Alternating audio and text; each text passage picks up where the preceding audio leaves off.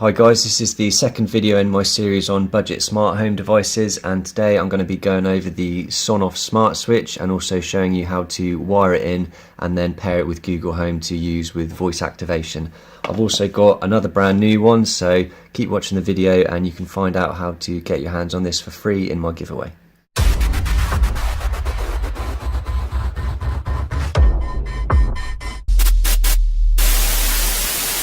Okay, so just a quick bit of information on the product itself. It's basically something that you put into the line of an electrical device. I'm going to be doing it on a lamp for the purpose of this video. So you need to cut the cable of the lamp, put one end in there, one end in there, pair this with your network and pair it with Google Home, and then you can use it to control it by voice. Now, one slight issue with UK plugs, this only has a live and a neutral in, so it's important to keep the earth running separately, and you can do that still going through here. It just doesn't need to be cut, so I'll show you how to do that in just a second.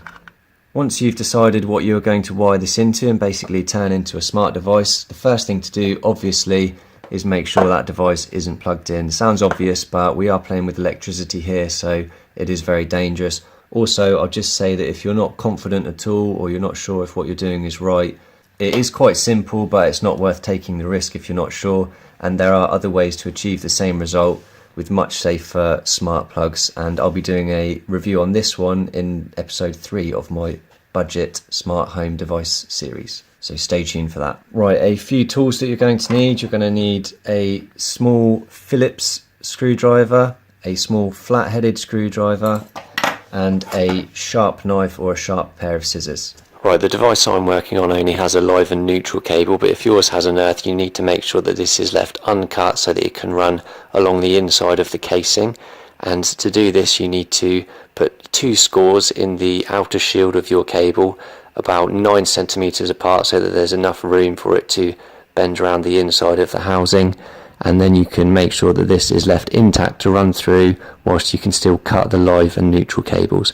And if you're not sure which cable is which, then you can follow this image. Blue is the neutral wire, green or yellow or green and yellow striped is the earth wire, and brown is the live wire. Okay, as you can see, I've very carefully gone through the white protective shield around these cables, being very careful not to cut the wires inside. Obviously, if your device did have an earth cable, you'd want to make this a lot longer. I just don't want to waste any cable, but I wanted to show you the way to do it so that if you do have an earth, you can see what you need to do. The next step is to very carefully get this white shielding off by cutting down the middle.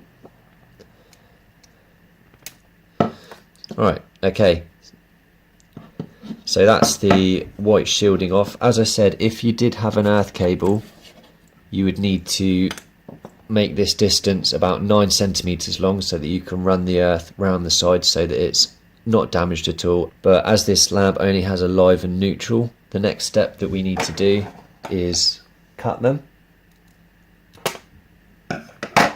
and then we need to basically do what we did with the white outer casing and just trim away a bit of the blue and brown outer casing so that it exposes the wire, so that there's about 5 millimeters that can go into the joins. So I'm going to use scissors for this. You might have a better tool like some proper wire cutters, but for me this will do the job.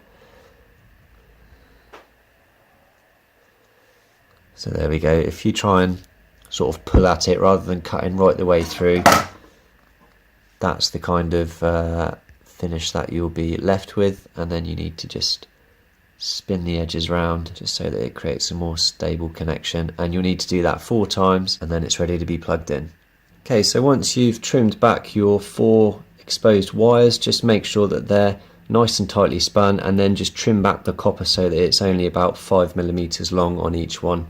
I'll just say at this point, I did mention at the start of the video that I have another brand new one of these to be giving away, so if you want to be in with a chance of winning this, you just need to like this video, hit subscribe, and then drop a comment below saying where you'd use this smart switch. Right, so connecting your cable to the Sonoff Smart Switch is very simple. If you did have an earth, this is where you'd need to have it intact and running alongside the internals of the switch here, but I don't have an earth on this one. I just wanted to show you what you would need to do.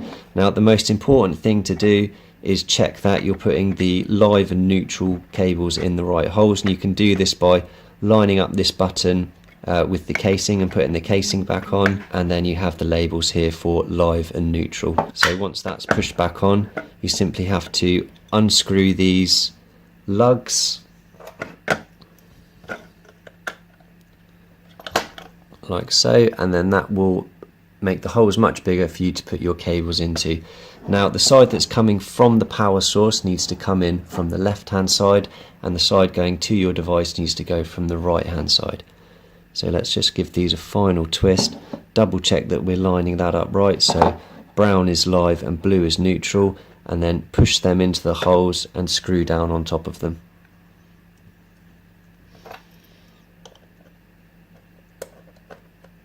And then the same for the other side.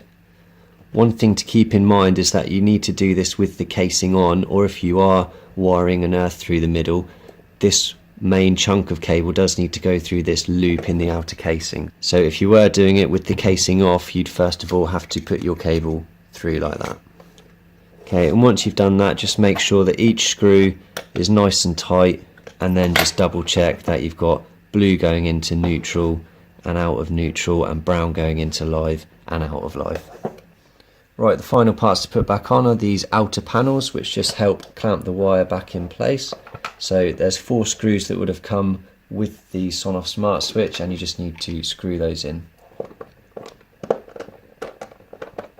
Right, all 4 screws are in, so the next step is to download the eWeLink app from the Google Play Store, and then once you open it, you're going to have to either register if you haven't already, or enter your email address and password and then log in. So I'll do this off screen. Okay, and then once you're logged in, you need to power up your device, so plug it into the mains, and you'll see that this green light is started to flash. Follow the instructions in the app, so it says hold the button for 5 seconds. Okay, so now that's flashing correctly. Push next on the app. Here's where you'd enter your Wi-Fi password so that it can connect to your Wi-Fi. So I'll do this off screen. Okay, you may need to grant location permission. And then it will start searching for the device.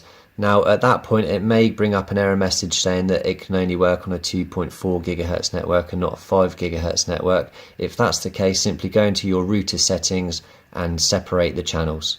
Here we can now name the device, so I'm going to call this Test Light, and then that says that it's added successfully, although it may take a few minutes. And here we go, so after about 15 seconds the test light has appeared. I've brought the lamp into shot, so now if we press this, it turns on. So that shows that it's connected to our Wi-Fi.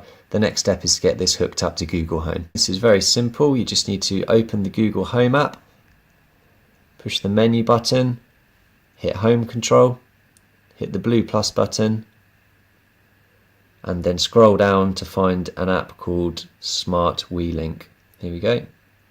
This will open a web page, and you simply need to log in with the details that you registered on the app with. So I'll do this off screen, and then it will begin linking your account.